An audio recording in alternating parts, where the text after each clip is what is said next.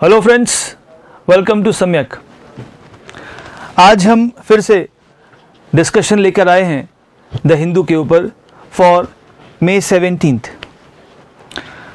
आज के इस डिस्कशन में हमारे पास जिन टॉपिक्स की लिस्ट है वो कुछ ऐसा है कि पहली न्यूज़ है, government has thrown open the defence coal sectors for private parties.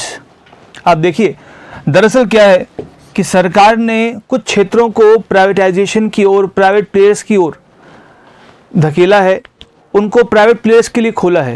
तो हम इसमें बात करेंगे कि उनसे क्या होगा, क्या लाभ होंगे और क्या पॉलिसी उसके लिए अपनाई गई है।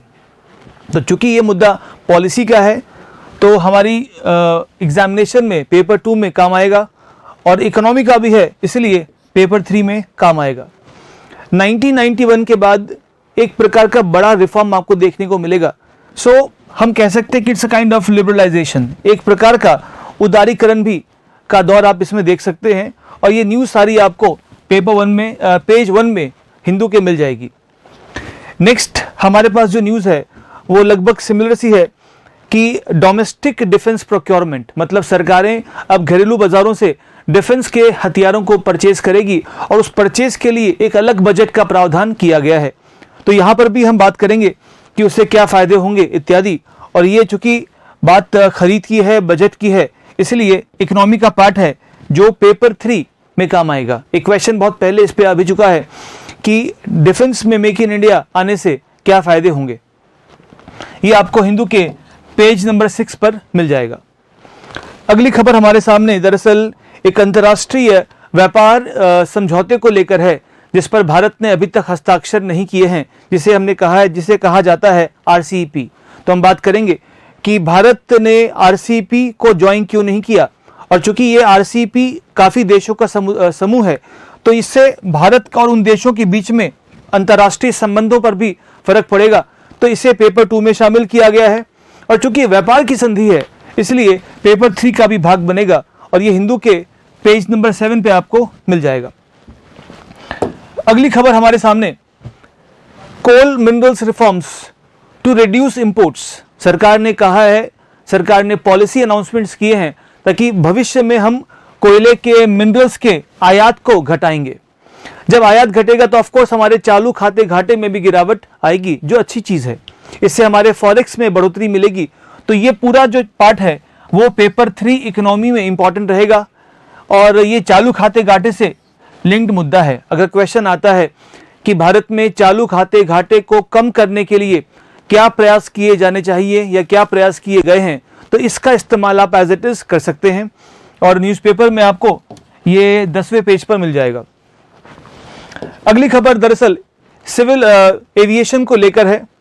एविएशन क्षेत्र में काफ़ी सालों से रिफॉर्म्स की मांग थी और उस मांग को पूरा करते हुए कुछ रिफॉर्म्स लिए गए हैं। तो जो एविएशन सेक्टर के बाजार हैं, बिजनेस ग्रुप्स हैं, दे हैव सेड, उन्होंने कहा है कि जो मेजर्स लिए गए हैं वो अनुमानित एक्सपेक्टेड लाइंस पर रही। तो सरकार के इस मूव का बाजार कुछ समर्थन करते दिख रहे हैं और चूंकि ये रिफॉर्म्स का पार्ट है, आर्थिक रिफॉर्म्स का पार्ट है, तो पेपर 3 में शामिल होगा और it's under economic reforms. Again on the same page, page number 10 पे आपको मिलेगा।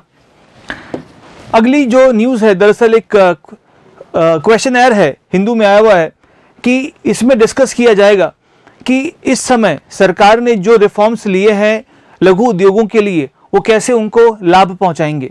तो इस डिस्कशन में हमने बहुत ब्रीफ में एक लिस्ट बनाई है कि कैसे सरकार के एफर्ट से लघु उद्योगों को फ़ायदा मिलेगा और वो किस प्रकार से इकोनॉमी में कंट्रीब्यूशन कर पाएंगे। तो दरअसल ये भी एक इकोनॉमिक पैकेज का पार्ट है। आत्मनिर्भर भारत अभियान के तहत ये पैकेज दिया गया है, तो इकोनॉमिक पैकेज का पार्ट है, पेपर 3 में बहुत उपयोगी होगा और हिंदू के 12वें पेज पे आपको मिल जाएगा। आज की अंतिम खबर हम जो देखने वाले हैं वो दरअसल कृषि और उसके अंदर लिए गए सुधारों को लेकर है। तो again it's news on the agriculture reforms और ये पेपर 3 में इकोनॉमी में काम आएगा, जो हिंदू के 12वें पेज पे आपको मिलेगा। तो आज की जो डिस्कशन हम करने वाले हैं मुख्य रूप से आर्थिक सुधारों को लेकर है, सरकार के द्वारा पिछले कुछ दिनों में दिए गए पैकेज को लेकर है। तो ये सेशन हमने इसलिए बनाया है ताकि एक बड़ी पिक्चर आपको मिले कि क्या सुधार किए जा रहे हैं और इनसे क्या लाभ मिलेगा। तो चलिए शुरू करते हैं। पहली खबर हमारे सामने पहले पेज पे आपको मिलेगी कि गवर्नमेंट ने डिफेंस और कुछ क्षेत्रों को, जैसे डिफेंस है, कोल है, स्पेस है, इन सब को प्राइवेट पार्टिसिपेशन के लिए ओपन कर दिया है। अब जरा इस खबर में खास बातों को देखते हैं। दरअसल डिफेंस में क्या सुधार किए गए हैं उसकी बात करते हैं। डिफेंस क्षेत्र में अगर आप बजट को देखेंगे तो 2020-21 के बजट में डिफेंस के लिए लगभग 4,71,000 करोड़ का बजट रखा गया है। बजट 2020-21 में 4,71,000 करोड़ का डिफेंस बजट लगभग दिया गया है। अगर आप पूरे बजट के साइज को देखेंगे तो हमारे बजट के साइज का लगभग 15% डिफेंस का बजट ही आपको दिखेगा और इससे हमारे ऊपर काफी वित्तीय बोझ आता है।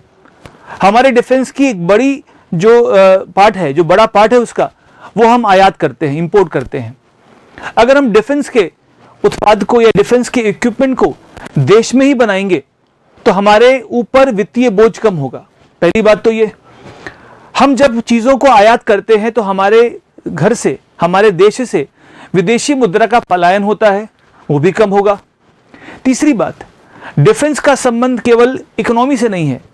अगर हम डिफेंस के इक्विपमेंट की बात करें, अगर हम देश में डिफेंस के औजार या हथियार बनाना शुरू कर दें तो भारत के आंतरिक मामलों में दूसरे देशों का हस्तक्षेप भी घटेगा। आप ये समझिए कि कश्मीर के मुद्दों में बाकी देशों को इंटरेस्ट क्यों है। वो इसलिए है कि जब तक बड़े देशों के बीच टकरार रहेगी, सीमा पर तनाव रहेगा, हथियारों का सेल बढ़ेगा और हथियारों का सेल बढ़ेगा और चूंकि हम आयात करते हैं तो उनको इससे प्रॉफिट मिलेगा। बड़ी बड़ी कंपनियां जो डिफेंस में डील करती हैं वो लॉबी करती हैं, वो सरकारों को कहती है कि आप हमसे हथियार परचेज करें और हथियार परचेज करने के पीछे जो नीड है उसको किसी अन्य रास्ते से क्रिएट करती हैं। अगर आपने देखा होगा कि अमेरिका ने बहुत बार पाकिस्तान को आतंकी देश का दर्जा दिया है, लेकिन उसके बाद भी अमेरिका का सपोर्ट पाकिस्तान को कभी पूर्ण रूप से समाप्त नहीं हुआ। ऐसा इसलिए कि पाकिस्तान को थोड़ा बहुत एम्पावर करके वो भारत के माध्यम से भी या भारत के द्वारा भी अपने हथियारों को बिकवाता है और हमें उसका बोझ उठाना पड़ता है। तो एक बहुत इंपॉर्टेंट कारण है कि हमें डिफेंस के उत्पादन को प्रमोट करना पड़ेगा और डिफेंस में प्राइवेट सेक्टर को आगे लाना पड़ेगा। और इस पूरी कहानी को देखते हुए, इस पूरे कारणों को देखते हुए ये रिफॉर्म्स किए गए हैं। पहला रिफॉर्म तो ये है कि डिफेंस प्रोडक्शन में जो विदेशी निवेश है, फॉरेन डायरेक्ट इन्वेस्टमेंट है, उसकी सीमा 49% से बढ़ाकर 74% कर दी गई है।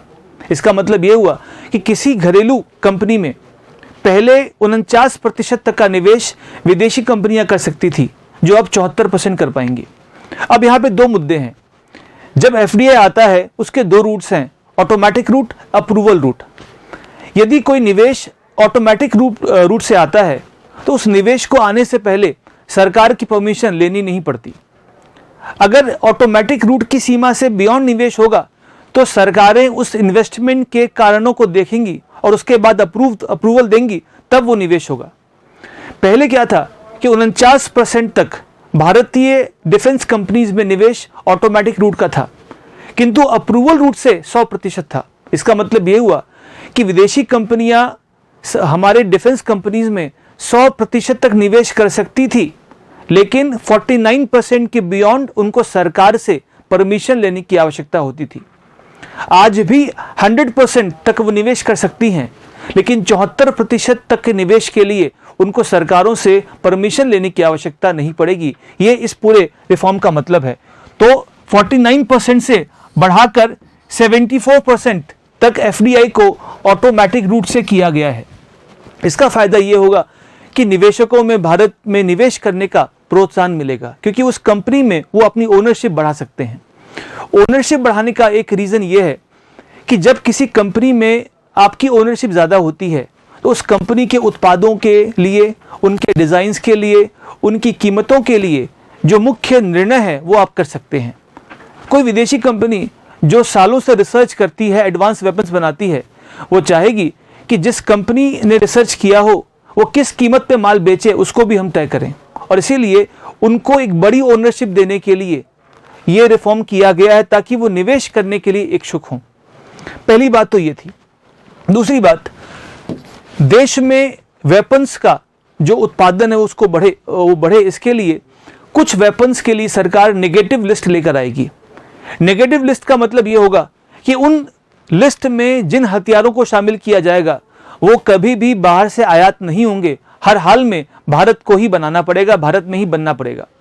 तो नेगेटिव लिस्ट दरअसल कुछ सेक्शन ऑफ हथियारों में भारतीय उत्पादकों को लाभ देंगे, जो एक अच्छा कदम है।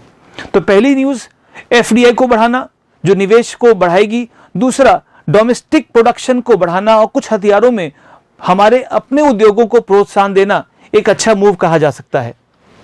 अगर आप देखेंगे, ये एक प्रकार का एक औद्योगिक रिफॉर्म है। डिफेंस की इंडस्ट्री में इन रिफॉर्म से उत्पादन बढ़ेगा, हमें रोजगार प्राप्त होगा, सरकार को टैक्स मिलेगा और अन्य देशों को हम निर्यात करके विदेशी मुद्रा भी अर्जित कर सकेंगे। तो दरअसल ये रिफॉर्म्स भविष्य में आने वाले भारत के डिफेंस के मार्केट्स में भारत की पोजीशन को मजबूत करता हुआ दिखाई देता है। इसके अलावा, डिफेंस के अलावा, कमर्शियल कोल माइनिंग को रेवेन्यू शेयरिंग मॉडल पर शुरू किया जाएगा। इसका मतलब यह हुआ कि कोल माइनिंग क्षेत्र में सरकारी मोनोपोली को खत्म किया जाएगा। अब प्राइवेट कंपनीज भी सरकार से न्यूनतम पेपर वर्क कराकर किसी कोल ब्लॉक को खरीद सकती हैं। उसकी माइनिंग करके जो रेवेन्यू आएगा वो सरकार और प्राइवेट कंपनीज के बीच में शेयर कर लिया जाएगा, जिससे दोनों को लाभ पहुंचेगा। इससे होगा क्या? इससे कोल माइनिंग में भी उन्नत तकनीकों का प्रवाह बढ़ेगा। जो कंपनियां देश की विदेश की कोल माइनिंग में, खनन में एक्सपर्टीज रखती हैं, वो भारत में खनन करने के लिए उत्सुक होंगी, बिकॉज कोल की डिमांड अभी भी है और इससे भारत में कोल के उत्पादन के बढ़ने की संभावना बढ़ेगी। भारत के पास अभी कोल माइनिंग होती तो है, बट गुड क्वालिटी कोल की उपलब्धता बहुत कम है। एज अ रिजल्ट हम बाकी देशों से, जैसे मलेशिया से कोल का आयात करते हैं, जिसके कारण हम पे आयात का बोझ बढ़ता है। तो कोल माइनिंग के रिफॉर्म्स भी भारत के ऊपर आयात का बोझ घटाएंगे, जिससे हमें इसका लाभ मिलेगा, हमारे मुद्रा भंडार में, विदेशी मुद्रा भंडार को इसका लाभ पहुंचेगा। तो ये रिफॉर्म्स इस प्रकार से हमें हेल्प करेंगे। अगली खबर हम देखें तो ये लगभग डिफेंस को लेकर ही है, किंतु ये हिंदू के अगले पेज पर है, पेज नंबर 6 पर है, और इस पूरी न्यूज को डिफेंस के ऊपर केंद्रित किया गया है, जिसको इस 2 पॉइंट में हम समराइज कर सकते हैं। जो सारी बातें हैं इसकी हमने पहले भी सुनी इससे पहले, और जो एक्स्ट्रा बातें वो ये हैं मोरलेस कि डिफेंस के खरीद के लिए एक अलग से बजट बनेगा, एक सेपरेट बजट प्रोविजन होगा डोमेस्टिक डिफेंस प्रोक्योरमेंट के लिए। इसका मतलब ये हुआ बेसिकली कि अभी तक हमने अभी देखा कि भारत सरकार के बजट में 4,71,000 करोड़ रुपए बजट में दिए गए डिफेंस के लिए। उस बजट में घरेलू कंपनी से खरीद हो या विदेशी कंपनी से खरीद हो, दोनों के लिए बजट एक था। अब पॉइंट ये होगा कि जो देश में बनेगा उन हथियारों को खरीदने के लिए एक अलग से बजट का प्रावधान किया जाएगा, और उस बजट के माध्यम से डोमेस्टिक डिफेंस के प्रोडक्शन को, उसकी खरीद को बढ़ावा दिया जाएगा। और बढ़ावा देने के लिए एक और रास्ता यह है कि हम एक नेगेटिव इंपोर्ट लिस्ट लेके आएंगे, और जो हथियार उसमें होंगे उसकी बाहर से खरीद तो नहीं होगी, वो हमेशा देश में ही बनना अनिवार्य हो जाएगा। तो ये अभी तक की 2 हमने न्यूज़ देखी, वो दोनों न्यूज़ दरअसल एक डिफेंस को लेकर एक व्यापक चर्चा करती है। तो दरअसल आप देख सकते हैं कि make in India in defence को बढ़ाने के लिए जो स्कीम पहले आई थी 2014 में, उसी मेक इन इंडिया स्कीम को आगे बढ़ाया गया है इन रिफॉर्म्स के द्वारा। तो पहले की लिमिट को बढ़ाकर डिफेंस में प्रोडक्शन को और मजबूत करने का प्रयास किया गया है। अगली खबर हमारे सामने दरअसल व्यापार और अंतर्राष्ट्रीय संबंधों का एक मिश्रण को दर्शाती है। RCEP, regional comprehensive economic partnership. दरअसल ये पार्टनरशिप एक प्रपोज्ड ट्रेड एग्रीमेंट है, फ्री ट्रेड एग्रीमेंट है, मुक्त व्यापार समझौता। जब देश या उनका समूह मुक्त व्यापार समझौता करते हैं तो वो कहते हैं कि कुछ वस्तुओं और सेवाओं में जब वो व्यापार करेंगे तो व्यापार करते समय एक देश दूसरे देश के उत्पादों पर आयात शुल्क नहीं लगाएगा। मतलब फ्री ट्रेड, फ्री का मतलब हुआ आयात शुल्क से फ्री होगा। इसका मतलब ये भी हुआ कि नेशनल ट्रीटमेंट मिलेगा। उदाहरण के लिए, अगर हम भारत में कोई चीज़ खरीदते हैं, राजस्थान का व्यक्ति गुजरात से सामान परचेज करेगा तो पूरे देश में प्राइस सेम रहेगा। बट यदि हम चीन से माल मंगवाते हैं तो भारत सरकार चीन के उस वस्तु पर उसके मूल्य के अलावा टैक्स लगाती है और वो टैक्स लगकर हमें वो चीज़ मिलती है। जब किसी वस्तु पर देश में किसी दूसरे देश में आने पर अतिरिक्त आयात शुल्क लगता है तो उसकी कीमतें बढ़ जाती हैं। कीमत बढ़ जाने से उसकी डिमांड घटती है, उसका विस्तार घटता है। तो बहुत सारे देश क्या करते हैं, अपने घरेलू उत्पादन को बढ़ाने के लिए, अपने घरेलू उत्पाद को बढ़ाने के लिए आयातित वस्तुओं पर अतिरिक्त कर लगा देते हैं, जिससे घरेलू उत्पाद की तुलना में आयातित उत्पाद महंगा होगा तो लोग घरेलू उत्पाद को अधिक परचेज करेंगे।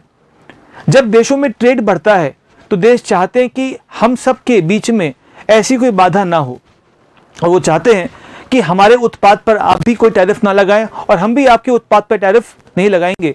इस प्रकार के ट्रेड एग्रीमेंट को हम कहते हैं फ्री ट्रेड एग्रीमेंट।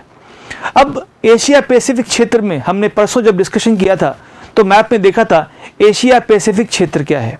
अगर आप देखेंगे इंडियन ओशन और पैसिफिक ओशन के बीच में जो एशिया और पैसिफिक का क्षेत्र है इसको कहा गया है एशिया पैसिफिक क्षेत्र।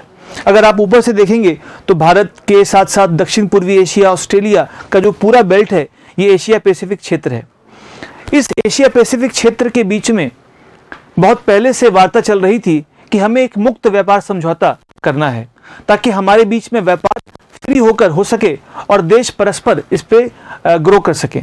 लेकिन अभी हाल ही में 2019 में जब आरसीईपी पर समझौता हुआ तो भारत ने हस्ताक्षर करने से मना कर दिया। अब क्वेश्चन यहां पर यह है कि भारत ने हस्ताक्षर करने से मना क्यों किया और आज वो देश फिर से भारत को जोड़ने के लिए आतुर हैं। हम इन दोनों बातों पे बात करते हैं। पहली बात तो ये कि आरसीईपी को हम कैसे समझें और कैसे देखें। अब इस मैप को देखें, इस पिक्चर को देखें तो दरअसल ये जो ग्रुप आप देख रहे हैं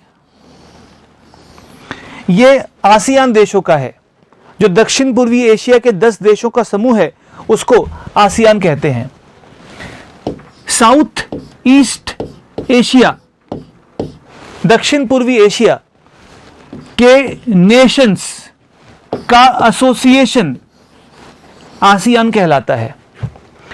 यदि इस आसियान में हम ऑस्ट्रेलिया, न्यूजीलैंड, जापान के साथ साथ इंडिया, चाइना, दक्षिण कोरिया को जोड़ दें तो इन देशों के बीच प्रस्तावित था रीजनल कॉम्प्रिहेंसिव इकोनॉमिक पार्टनरशिप नामक फ्री ट्रेड एग्रीमेंट।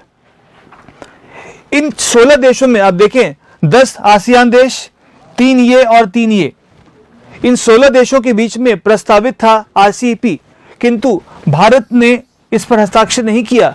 तो आरसीईपी वर्तमान में इन बाकी बचे 15 देशों के बीच में किया गया एक मुक्त व्यापार समझौता है। अब क्वेश्चन यह है कि भारत ने हस्ताक्षर क्यों नहीं किया। अगर हम हस्ताक्षर कर दें तो क्या होगा। भारत को अपने बाजारों को इन सभी देशों के वस्तुओं के लिए खोलना पड़ेगा। आप जानते हैं कि चीन उत्पादन में कितना अग्रणी है। यदि चीन की वस्तुएं बिना किसी रोक टोक के, बिना किसी टैरिफ के भारत में आएंगी तो समझिए भारत के बहुत सारे उद्योग, मैन्युफैक्चरिंग के उद्योग, कपड़े के उद्योग, स्टील के उद्योग, इलेक्ट्रॉनिक्स के उद्योग ऑलमोस्ट समाप्त हो जाएंगे। भारत के स्टील उद्योग को पहले ही चीन के स्टील उद्योग ने ऑलमोस्ट धराशायी कर रखा है। तो हम चीन के उत्पादों को फ्रीली भारत में आने की परमिशन नहीं दे सकते। बट केवल चीन समस्या नहीं है, आगे देखते हैं। चीन की हमने बात की कि चीन के सस्ते इंपोर्ट से भारत को नुकसान होगा। इस आरसीईपी में न्यूजीलैंड एक देश मेंबर है। न्यूजीलैंड डेयरी मार्केट में दूध के उत्पादन में, दूध के प्रोडक्ट के उत्पादन में काफ़ी अग्रणी है। अगर हम आरसीईपी पे ज्वाइन करेंगे तो न्यूजीलैंड के उद्योग जो काफ़ी ऑर्गेनाइज्ड हैं, काफ़ी बेहतर हैं, भारत के पंजाब, हरियाणा, बिहार, राजस्थान, गुजरात के डेयरी उद्योगों को लगभग परास्त कर देंगे। हमारे एक असंगठित डेयरी उद्योग को बहुत बड़ा धक्का लगेगा। और सबसे बड़ी बात, इन सभी देशों के साथ में भारत का पहले से ही $105 बिलियन का व्यापार घाटा चल रहा है। ये घाटा तब है जब हम टैरिफ लगाते हैं, शुल्क लगाते हैं। अगर हम शुल्क नहीं लगाएंगे, इसका मतलब ये होगा कि ये घाटा बढ़ेगा। ये घाटा है क्या? ये घाटा बताता है कि हमारे इन देशों को जितने एक्सपोर्ट्स होते हैं उसकी तुलना में हमारे इंपोर्ट्स इतने अधिक होते हैं। मान लीजिए अगर भारत इन देशों को 1000 रुपए का एक्सपोर्ट करता है तो भारत इन देशों से 1105 रुपए या डॉलर का इंपोर्ट करता है, और जितना घाटा बढ़ेगा उतना ही हमारे विदेशी मुद्रा भंडार में गिरावट आएगी, जो हमें एक्सेप्टेबल नहीं है। तो घाटा पहले से भी हाई है। न्यूजीलैंड की डेयरी मार्केट से खतरा है, चीन के बाजार से खतरा है, और इसलिए भारत अभी आरसीईपी को ज्वाइन करने के लिए इच्छुक नहीं है। तो क्या भारत ज्वाइन करेगा? अभी इस पर हम बिल्कुल स्पष्ट नहीं कह सकते। द रीजन इज, भारत को लाभ भी तो होंगे। भारत यदि मैन्युफैक्चरिंग में अग्रणी बनता है, अभी नहीं, मान लीजिए 10 साल के बाद, अगले 10 वर्षों में भारत अपने आप को मैन्युफैक्चरिंग में मजबूत करेगा, तो शायद इन देशों के बाजारों का इस्तेमाल अपने लाभ के लिए किया जा सकता है। तो अभी इस समय आरसीईपी पर साइन नहीं करना एक अच्छा मूव है। जैसे जैसे भारत मैन्युफैक्चरिंग में, इंडस्ट्रीज में, सर्विसेज में आगे बढ़ेगा, उसके बाद हम एक बार फिर से इस पर पुनर्विचार कर सकते हैं। यदि हम देखेंगे कि हमारा व्यापार घाटा पहले से घटा है, हमारे एक्सपोर्ट पोटेंशियल में, हमारे एक्सपोर्ट की क्षमता में बढ़ोतरी हुई है, तो शायद हम भविष्य में जाकर इस पर हस्ताक्षर करके अपना लाभ सुनिश्चित कर सकें। और अगर हमने इस पर साइन कर दिया तो हमारे हाल ही में घोषित आत्मनिर्भर भारत अभियान को भी धक्का लगेगा। इस समय हम जो नारा हमारा है कि गो फॉर लोकल, हम लोकल उत्पादों को प्रमोट करना चाहते हैं। हम भारत में ही सभी प्रकार की वस्तुओं का निर्माण करके बेस्ट क्वालिटी अचीव करना चाहते हैं। पीएम ने बहुत पहले एक नारा दिया था, zero defect zero effect. Bharat में हाई क्वालिटी उत्पाद हो ताकि जीरो डिफेक्ट हो, और उसका इंपैक्ट हमारे पर्यावरण पर ना के बराबर हो, इसका मतलब जीरो इफेक्ट। तो हमें इन सब बातों को देखते हुए भारत की मैन्युफैक्चरिंग को प्रमोट करना है, और भविष्य में ऐसे व्यापार समझौते पर हम विचार कर सकते हैं। अगली खबर हमारे सामने दरअसल फिर से कोल मिनरल की बात से है। कोयले क्षेत्र में हमने पहले बात कर रखी है कि सरकार प्राइवेट कंपनीज को अनुमति देगी, तो प्राइवेट कंपनीज पैसा लगाएंगी, खनन करेंगी, कोयला बेचेंगी, और सरकारें उनसे रेवेन्यू शेयर कर लेंगी। तो बेसिकली हमें भारत की अर्थव्यवस्था में संरचनात्मक सुधारों की आवश्यकता है, स्ट्रक्चरल रिफॉर्म्स की आवश्यकता है। इस न्यूज़ को डिस्कस करने का पर्पस बेसिकली इस टॉपिक को डिस्कस करना है, क्योंकि हमने इस न्यूज़ को पहले डिस्कस कर लिया है। What is structural reforms? भारतीय अर्थव्यवस्था में एक स्ट्रक्चर है, स्ट्रक्चर है काम करने का, उत्पादन का। उदाहरण के लिए अर्थव्यवस्था में कृषि की भूमिका है, अर्थव्यवस्था में उद्योग की भूमिका है, अर्थव्यवस्था में सेवा की भूमिका है, उद्योग में सरकार की भूमिका भी है, अर्थव्यवस्था में निजी भूमिका भी है। इन सब से मिलके हमारे स्ट्रक्चर का निर्माण हुआ है। अगर कोई पूछे कि भारतीय अर्थव्यवस्था का स्ट्रक्चर क्या है, तो हम कह सकते हैं कि इसमें अभी तक एक बड़ा पार्ट सरकार के हाथ में है। प्राइवेट सेक्टर लगातार प्रवेश करता जा रहा है, और भविष्य में ऐसा होगा कि स्पेस तक में, परमाणु ऊर्जा तक में निजी क्षेत्र प्रवेश कर जाएगा। तो वर्तमान में परमाणु क्षेत्र में या रेलवेज में या परमाणु ऊर्जा में प्राइवेट की भूमिका लगभग न्यूनतम है। तो ये वर्तमान के स्ट्रक्चर को दर्शाता है। किंतु अब हम देख रहे हैं कि डिफेंस में प्राइवेट की भूमिका बढ़ी है, स्पेस में प्राइवेट की भूमिका बढ़ेगी, कोल में, मिनरल्स के खनन में निजी भूमिका बढ़ेगी। इसका मतलब भारतीय अर्थव्यवस्था के संरचनात्मक ढांचे में परिवर्तन आ रहा है। इस ढांचे में परिवर्तन इस प्रकार आ रहा है कि बिजनेस का काम सरकारों ने प्राइवेट को सौंप दिया है, और सरकारें अपने आप को रेगुलेशन करने के लिए या मेंटेनेंस करने के लिए या लॉ बनाने के लिए या अंतर्राष्ट्रीय संबंध को स्थापित करने के लिए अपने रोल को रिजर्व रख रही हैं। तो दोनों ने अपनी अपनी भूमिकाओं को थोड़ा सा पारदर्शी करना शुरू किया है, डिफाइन करना शुरू किया है। This is the structure of the economy. और कोल के क्षेत्र में प्राइवेट को प्रमोट करके दरअसल सरकार स्ट्रक्चरल रिफॉर्म्स को प्रमोट करना चाहती है, जिसकी बहुत आवश्यकता है।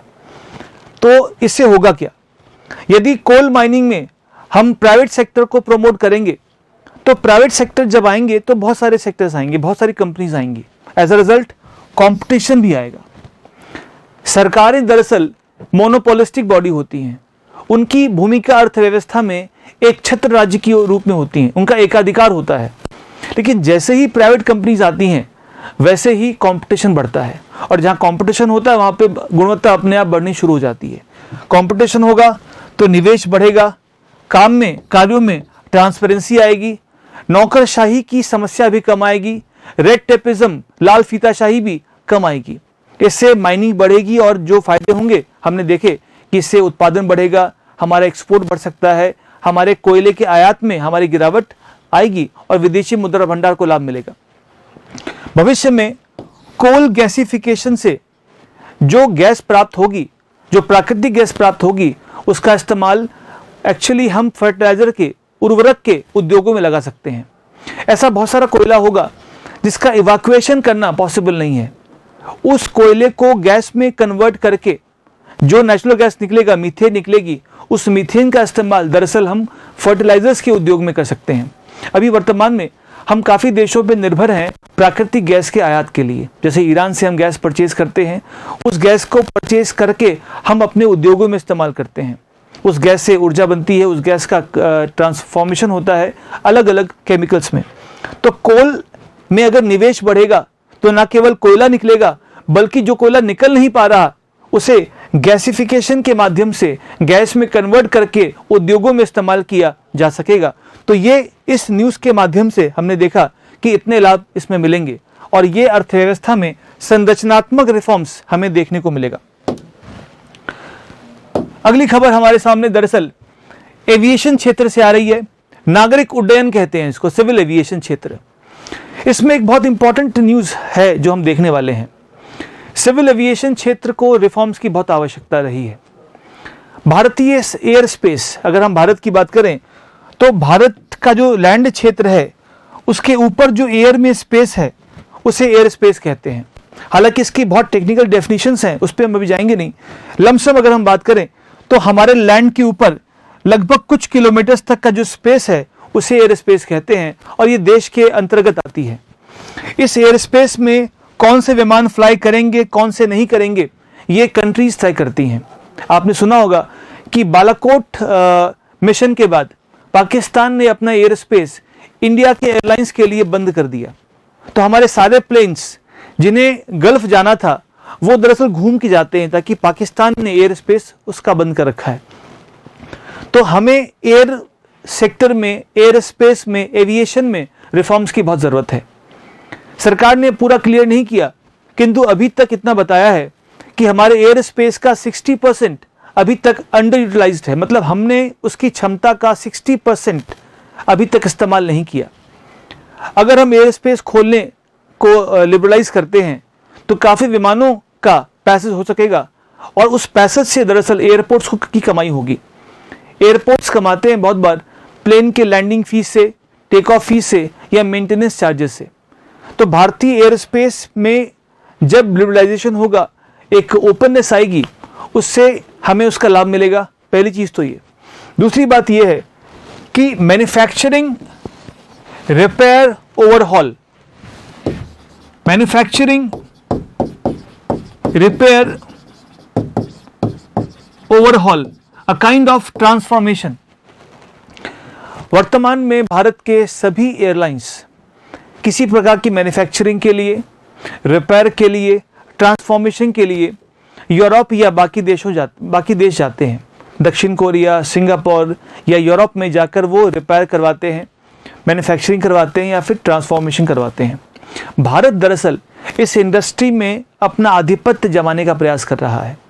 भारत सरकार ने कहा है कि इस इंडस्ट्री में हम अपने आप को एज ए हब इस्टेब्लिश करेंगे। इसका मतलब ये होगा कि अब एयरलाइंस की मैन्युफैक्चरिंग हो, उसकी रिपेयरिंग हो, उसकी बॉडी का ट्रांसफॉर्मेशन हो, नई तकनीकें हों, इन सब के लिए भारत को एज ए डेस्टिनेशन बनाया जाएगा। इससे इस गतिविधियों में जो पैसा हम खर्च करते थे उसमें कमी आएगी। इससे हमारा विदेशी मुद्रा भंडार बचेगा। इसके अतिरिक्त भारत में नए airports through public private partnership model और बनाए जाएंगे।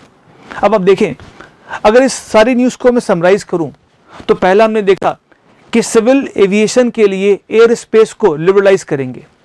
इससे भारतीय एयर स्पेस में विमान का आवागमन स्मूथ होगा। एयरलाइंस को प्रमोट करने के लिए एयरपोर्ट्स खोलेंगे तो एयरपोर्ट अथॉरिटी को इसका पैसा मिलेगा, टैक्स मिलेगा, रेवेन्यू मिलेगा। और साथ ही साथ एमआरओ इंडस्ट्री को प्रमोट करेंगे तो भारत में बाकी देशों से भी विमान आएंगे मैन्युफैक्चरिंग के लिए, रिपेयर के लिए।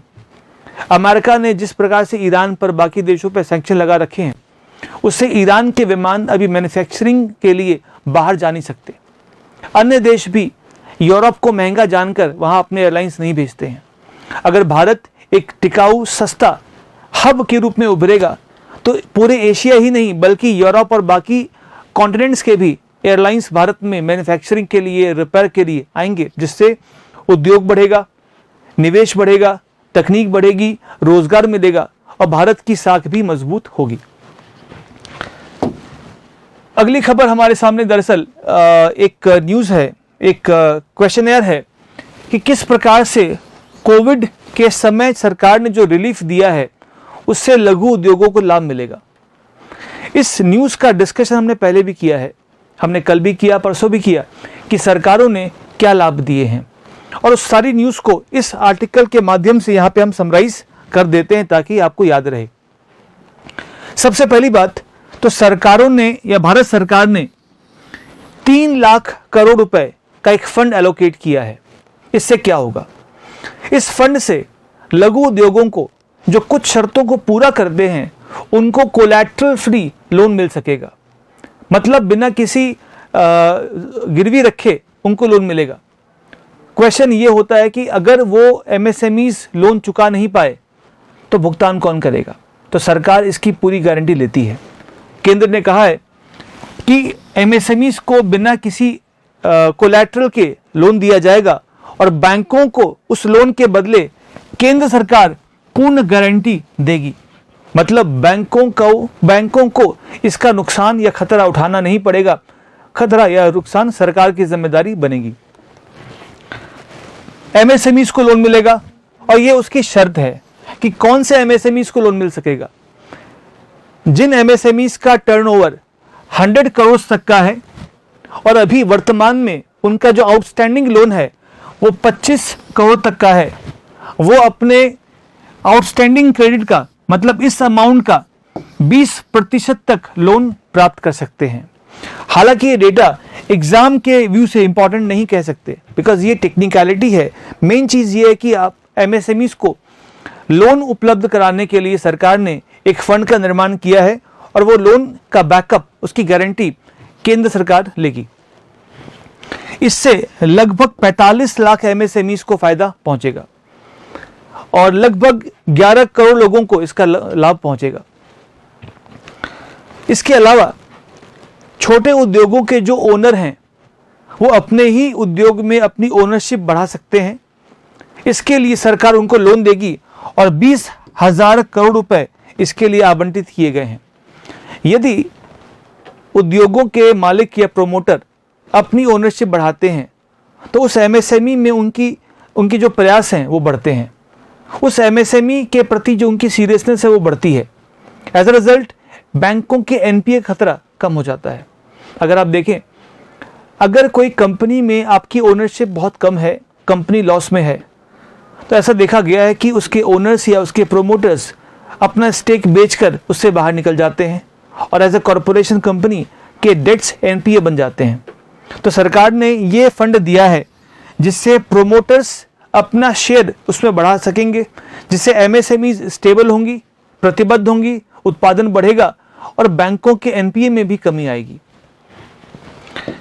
एक अंतिम प्रयास होगा जिसका जिक्र पहले भी किया गया था बजट में कि छोटे उद्योगों को पब्लिक से पैसा निवेश प्राप्त करने के लिए या उनके आईपीओ को जारी करने के लिए छोटे स्टॉक एक्सचेंज बनाए जा सकते हैं या बड़े या मीडियम साइज के एमएसएमईज को वर्तमान स्टॉक एक्सचेंज में लिस्ट किया जा सकता है। स्टॉक एक्सचेंज में लिस्ट करने से होता क्या है, यदि कोई कंपनी अपना इनिशियल पब्लिक ऑफर निकालती है, अपने शेयर्स निकालती है, तो हम और आप जैसे आम व्यक्ति उसे परचेस करके कंपनी में निवेश करते हैं, जिससे हमें निवेश के ऑप्शन मिलते हैं और कंपनी को एक धन मिलता है जिससे वो अपना काम कर सकती है। तो ये एक प्रकार का विन विन सिचुएशन क्रिएट करेगा, जिससे निवेशक और कंपनी दोनों को इसका फायदा मिलेगा। तो ये प्रयास एक नटशेल में किए गए हैं एमएसएमईज के लिए। Next we have a news on page number 12।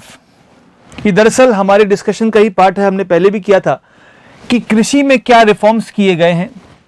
हमने कल देखा था, कल के आप लेक्चर में देखें, कल की वीडियो में, कि भारत सरकार ने 1 लाख करोड़ का एग्रीकल्चर इंफ्रास्ट्रक्चर फंड बनाया है जो नाबार्ड मैनेज करेगा, और इसके माध्यम से सहकारी बैंकों को, किसान के संगठनों को लोन दिया जाएगा ताकि वो इंफ्रास्ट्रक्चर डेवलपमेंट में पैसा लगा सकें, जिससे फार्म गेट मतलब post production management, cold storages आदि को बढ़ावा दिया जा सकेगा। इसके अलावा किसानों को, करीब 2.5 करोड़ किसानों को ऋण के लिए किसान क्रेडिट कार्ड स्कीम में जोड़ा जाएगा। तो केसीसी में अतिरिक्त 2.5 करोड़ किसानों को जोड़ा जाएगा ताकि ऋण का वितरण और अच्छा हो सके और किसान समय से ही ऋण लेकर अपनी कृषि कर सकें। और थर्ड, हमने कल देखा था कि एक लेजिस्लेटिव मेजर है कि एसेंशियल कमोडिटीज एक्ट 1955 ECA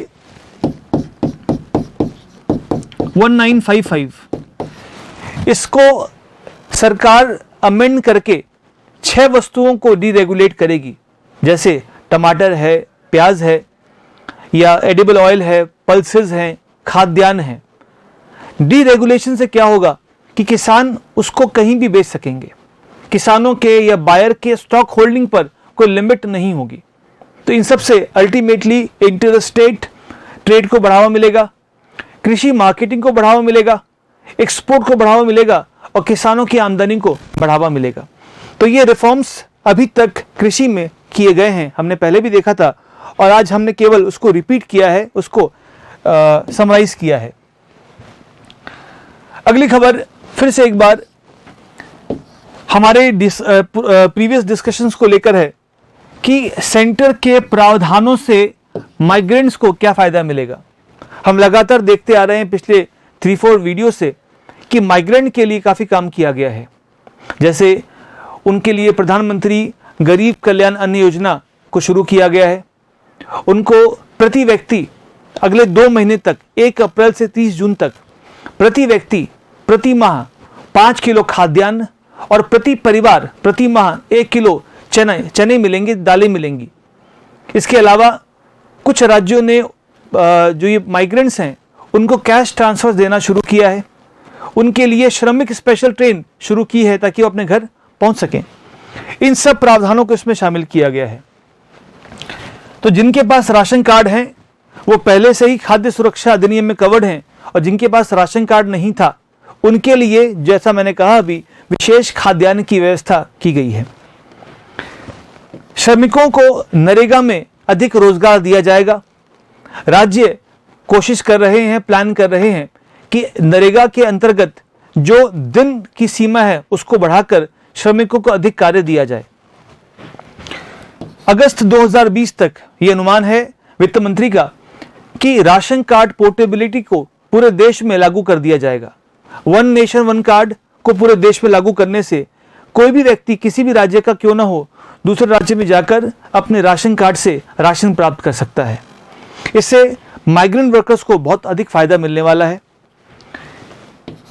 जो अर्बन पुअर हैं, जो गरीब हैं, जो शहर में रहते हैं, झुग्गियों में रहते हैं, उनको बेहतर जीवन देने के लिए अफोर्डेबल रेंटल हाउसिंग स्कीम शुरू की जाएगी।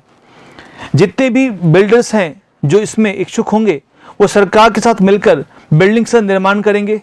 उन बिल्डिंग्स में, उन फ्लैट्स में गरीबों को किफ़ायती दरों में किराए पर घर दिया जाएगा। इससे फ़ायदा बहुत सारा होगा, जैसे सैनिटेशन अच्छा होगा, पीने का पानी मिलेगा, उनको लाभ दिया जा सकेगा, उज्ज्वला योजना में सिलेंडर पहुंचाया जा सकेगा। और सबसे बड़ी बात, ऐसे चीज़ों से शहरों के स्लम्स हटेंगे, शहरों में सफाई बढ़ेगी और शहरों में जो क्राइम की रेट है उसमें भी गिरावट देखने का अनुमान है। अगला प्रयास है मुद्रा शिशु लोन्स। मुद्रा शिशु लोन्स के तहत 50,000 करोड़ रुपए दिए जाएंगे ताकि बैंक इसको छोटे वेंडर्स को दे सकें और उनकी आर्थिक कंडीशन को मजबूत कर सकें। इसके अलावा अन्य दुकानदारों के लिए, व्यापारियों के लिए भी उधार की काफ़ी स्कीमें सरकार ने लॉन्च की हैं। और जैसा हमने देखा कि नाबार्ड के माध्यम से भी एग्रीकल्चर इंफ्रा फंड बनाया जाएगा और उस फंड से कृषि के इंफ्रास्ट्रक्चर को मजबूत किया जाएगा। तो ये सारे प्रयास माइग्रेंट वर्कर्स, श्रमिकों के लिए अभी पिछले कुछ दिनों में किए गए हैं अंडर आत्मनिर्भर भारत अभियान। ये सारे पॉइंट्स इंपॉर्टेंट हैं और एग्जाम में आप इनको अवश्य लिखें अगर क्वेश्चन इस टॉपिक के ऊपर से आता है तो। ये हिंदू के पेज 12 पे मिल जाएगा आपको। डिस्कशन यहाँ पे समाप्त होता है। आज हमने देखा कि एक लमसम डिस्कशन हमारा अर्थव्यवस्था पे टिका हुआ था। कल के डिस्कशन में हम और खबरों को शामिल करेंगे और विस्तार से बात करेंगे। धन्यवाद।